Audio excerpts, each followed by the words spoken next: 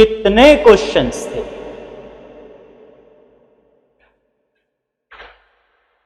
20। और टाइम कितना था? 40। बहुत नाइंसाफी है, बहुत नाइंसाफी है। क्वेश्चंस 20 और टाइम 40।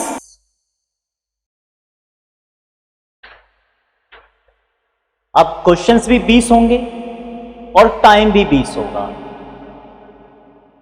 और एक एक करके सबका हिसाब,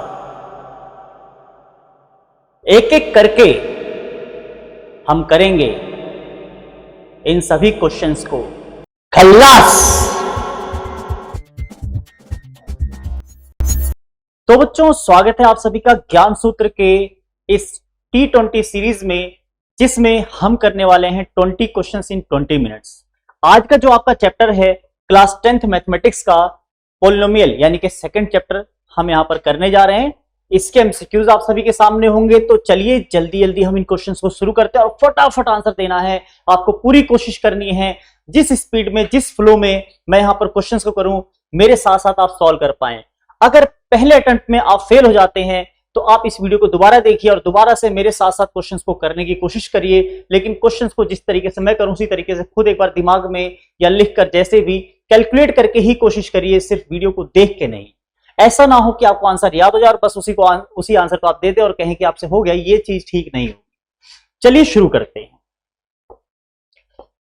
तो पहला क्वेश्चन आप सभी के सामने, which of the following is a polynomial. Polynomial के लिए बच्चों आपको एक बात बताई गई थी। वो क्या बताई गई थी कि वेरिएबल की जो पावर है किसी भी टर्म में, पॉलिनोमियल के किसी भी टर्म में वेरिएबल की जो पावर है वो फ्रैक्शन में नहीं होनी चाहिए और साथ ही साथ नेगेटिव भी नहीं होनी चाहिए। तो आप देखेंगे पहले में x की जो पावर है, ये जो रूट है ये 2 पर भी है, x पर भी है, यानी कि x की जो पावर है वो 1/2 यानी कि फ्रैक्शन में है, तो ये तो नहीं है पॉलिनोमियल। यहां बात करें, यहां x की पावर 2, यहां x की पावर 1, यहां x की पावर नहीं है यानी कि 0। तो ऐसे में x की जो पावर है वो नॉन नेगेटिव इंटीजर है, यानी कि 0, 1, 2, 3, 4 इस फॉर्म की है, तो यही एक पॉलिनोमियल होगा यहां पर। बाकी आप चेक कर लें, यहां पर आप देखेंगे x की पावर -1 बन रही है, तो ये भी पॉलिनोमियल नहीं है। यहां आप देखेंगे x की पावर 3/2 आ रही है, यानी कि फ्रैक्शन में आ रही है, तो ये भी पॉलिनोमियल नहीं है।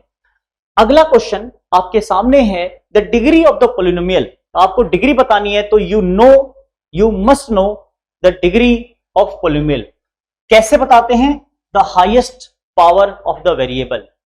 यहां पर जो वेरिएबल है आपका x है, और x की जो हाईएस्ट पावर आप देखेंगे यहां पर 1, यहां पर 2, यहां पर 3, तो हाईएस्ट पावर 3 है, that is the degree of the polynomial. तो 3 is the correct answer. Now which of the following is a constant polynomial. इनमें से कौन सा कांस्टेंट पॉलिनोमियल है? तो ध्यान दीजिए, पहला जो पॉलिनोमियल है 2x - 3, ये कांस्टेंट पॉलिनोमियल नहीं है, ये है वेरिएबल पॉलिनोमियल। कैसे? यहां पर x की अलग अलग वैल्यू पे इस पॉलिनोमियल की आपको अलग अलग वैल्यूज मिलेंगी।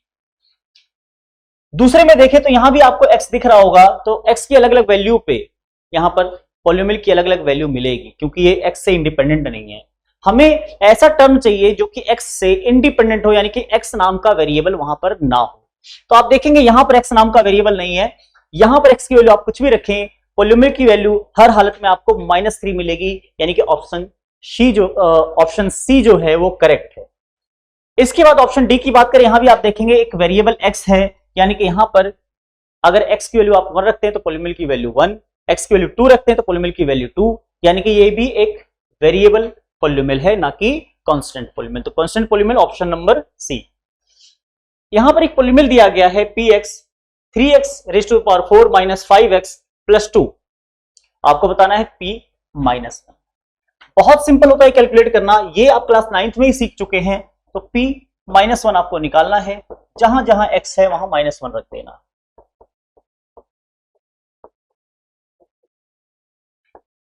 और ये आसान सी कैलकुलेशन आप सभी के सामने।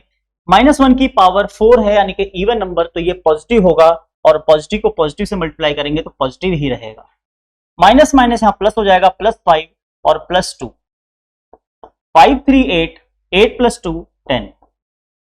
ऑप्शन सी, जिसमें आप 10 देख सकते हैं क्लियर। तो इस तरीके से बढ़ते हैं पांचवें क्वेश्चन की ओर। The polynomial x square minus 5x plus 6 has zeros. इसके कौन से जीरोज हैं आपको ये बताना है यहां पर, तो देख लेते हैं। एक तरीका तो यह है कि इसको स्प्लिट कर लें, मिडिल टर्म को उससे निकाल लें, और दूसरा तरीका क्या है जीरोज बताने का, दूसरा तरीका है इन वैल्यूज को पुट करके आप चेक कर लें। तो चलिए हम पहले तरीके की बात करें तो इसको दो पार्ट में स्प्लिट करेंगे। ऐसे स्प्लिट करेंगे कि उनको मल्टीप्लाई करके प्लस का 6 आए और आपस में जोड़ने पर माइनस का 5 ही रहे। तो ऐसा नंबर कौन सा है?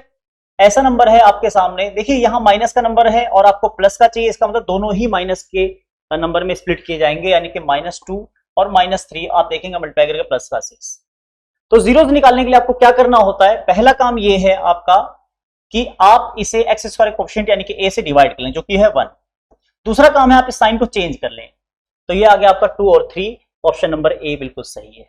कैसे निकाला? अगर आपको ये सीखना है तो इस चैनल को सब्सक्राइब करिए और हमारी जितनी भी क्लासेस यहाँ चैनल पर आ रही है उसको जरूर देखें, इन सभी इंटरेस्टिंग और अच्छे अच्छे ट्रिक्स और तरीकों को सीखने के लिए, जिससे आपके एमसीक्यूज चुटकियों में निपट जाएंगे। यानी कि 20 एमसीक्यूज जो आपको एग्जाम में देखने को मिलने वाले हैं वो आप मुश्किल से 10 से 15 मिनट में कर पाएंगे। हमारा मैक्सिमम टारगेट जो होगा वो 20 मिनट्स का होगा, इससे ज्यादा नहीं, क्योंकि जो हमारी सीरीज है ये T20 सीरीज है, जो कि सीधे सीधे आपको मोटिवेट करती है कि 20 क्वेश्चंस इन 20 मिनट्स। चलो बढ़ते हैं अगले क्वेश्चन की ओर। The value of x for which the polynomial, ये जो पॉलिनोमियल है 0 हो जाए, यानी कि x की ऐसी वैल्यू बतानी है जिसपे ये पॉलिनोमियल 0 हो जाए। तो क्या करेंगे? इसकी जीरोज ही बताने, तो आप वैल्यू को पुट करके डायरेक्ट चेक कर लें। यहां पर ये अगर आपका px है, अगर ये आपका px है तो आप सबसे पहले p1 निकालें। यहां पर ऑप्शन नंबर 1 में 1 p1 है, मतलब 1 है तो हम p1 निकालेंगे। तो 1 रखने पर x हर जगह गायब हो जाएगा, क्योंकि x की वैल्यू 1 है, तो 1 की पावर 3 हो तो भी 1 है, 1 की पावर 2 हो तो भी 1, 1 हो तो 1 होगा, ये सीधी सी बात है। तो ये हो जाएगा आपका 2 - 4 + 5 - 3। आप कैलकुलेट करके देख लीजिए कितना हो रहा है। यहां पर देखेंगे 5 + 2 7 और 4 3, ये भी 7, माइनस का भी 7 प्लस का भी 7, यानी कि 0, यानी कि ऑप्शन 1 ही करेक्ट है ना। ऑप्शन ए 1 आपका करेक्ट आंसर है, क्योंकि 1 रखने पर पॉलिनोमियल 0 हो रहा है, और यही पूछा गया था x की कौन सी वैल्यू पे पॉलिनोमियल 0 हो रहा है। The sum of the coefficients of the polynomial, इसमें आपको कोएफिशिएंट्स का सम बताना है। कोएफिशिएंट्स क्या होते हैं आप जानते हैं, किसी भी पॉलिनोमियल में आपका ये पॉलिनोमियल अगर कोई क्यूबिक पॉलिनोमियल है ax³ + bx² + cx + d लिखा है, तो यहां पर a b c d ये सब क्या है? कोएफिशिएंट्स हैं। यानी कि x³ का कोएफिशिएंट यहां पर 1, x² कोएफिशिएंट यहां पर 2, x का कोएफिशिएंट यहां पर -4 और 1 तो यहां पर कांस्टेंट टर्म है ही। इन सभी को आप जोड़ेंगे तो कितना मिलेगा, यही आपको बताना है। 2 और 1 3, 3 1 4, 4 - 4 0, ऑप्शन नंबर डी है ना, इजी। तो इस तरीके से क्वेश्चंस निपटते चले आएंगे। The remainder when the polynomial 3x³ - 4x² - 5x - 2 is divided by x - 2, यानी कि आपको रिमाइंडर बताना है when this polynomial is divided by this polynomial. कैसे रिमाइंडर निकालते हैं? रिमाइंडर थ्योरम क्लास 9th में आपने पढ़ा था, आपको याद होगा। रिमाइंडर थ्योरम के अकॉर्डिंग अगर आपको x - 2 दिया हुआ है जिससे आप डिवाइड कर रहे हैं, यानी कि x - a कह लीजिए, अगर आपको दिया है जिससे आप डिवाइड कर रहे हैं, तो आप कह सकते हैं pa आपका रिमाइंडर होगा। क्या होगा? ये रिमाइंडर होगा। pa क्या होगा? आपका रिमाइंडर। तो a की वैल्यू आपको इस कंपैरिजन से 2 मिलता है, यानी कि 2 जो है आपका a की जगह पर है, तो a की वैल्यू आपको 2 मिल गई, ठीक है। तो हम यहां पर अगर 2 रखते हैं x की जगह पे तो आपको रिमाइंडर मिल जाएगा। अगर हम इसको px लिखते हैं तो ध्यान रखिएगा आपका p2 रिमाइंडर होगा इस हिसाब से। तो 3 यहां पर 2 raised to power 3 - 4, 2 raised to the power 2 - 5 into 2 - 2। अब यहां पर जो भी आपको मिलेगा वो आपका रिमाइंडर होगा। यहां पर 2 * 4, 4 * 8, 8 × 3 = 24, 2 * 4, 4 × 4 = 16, -16, -10, -2। चलिए देख लेते हैं। 16 और -16 और -10 -26 और -2 -28, तो 24 - 28 यानी कि -4, तो रिमाइंडर इज -4, ठीक है। यानी कि when you divide this polynomial by this one, और you can say x - 2, you get the remainder as -4. Moving to question number 9, if one root of the polynomial equation, आपके पास इस बार पोलिनोमियल इक्वेशन दी हुई है, अगर एक रूट उसका 4 है तो आपको वैल्यू बतानी है किसकी, k की। ठीक है, अगर 4 इस इक्वेशन का रूट है तो 4 इस इक्वेशन में रखने पर ये इक्वेशन सेटिस्फाई होना चाहिए, तो 4 इसमें रख देते हैं और इक्वेशन सेटिस्फाई होना चाहिए, मतलब इक्वल में 0 होगा। तो चलिए 4 square minus k into 4 plus 8 equal to 0 होना चाहिए। अब आपको बतानी है k की वैल्यू, ये हो गया 16, ये माइनस 4 k और प्लस 8 इक्वल्स टू 0। 16 और 8 आपका कितना हो गया, 24 equals to 0, minus 4k equals to minus 24, और आप देखेंगे k इक्वल्स टू कितना आ गया, माइनस 24 अपॉन माइनस 4, और यहां पर 4 6 24 6। ठीक है, माइनस यहां पर कट गया, तो आपका डी ऑप्शन यानी कि 6 बिल्कुल करेक्ट है। ठीक है, इस तरीके से आगे बढ़ते हैं 10वें क्वेश्चन की ओर। The polynomial px equals to, आपके पास पोलिनोमियल है 2x cube plus kx square minus 5x plus 6 has factor x minus 3, the value of k is, value of k बताना है। आपको कह रहा है ये x माइनस 3 इसका एक फैक्टर है। आप फिर से देखेंगे तो x माइनस a के फॉर्म में है ये, अगर ये इस पोलिनोमियल का फैक्टर है तो इसका मतलब pa, हम जानते हैं pa 0 होता है, तो a की वैल्यू यहां पर कितनी है, 3। आप देखेंगे अगर इसको मैच करें तो x x खत्म, माइनस माइनस खत्म, 3 a के इक्वल बचेगा, है ना। तो p3 आपका 0 होना चाहिए, ये हम जानते हैं। तो p3 निकलता कैसे है उसे निकाल लेते हैं। यहां पर अगर हम p3 निकालें तो 2, जहां जहां x है वहां 3 रखना होगा,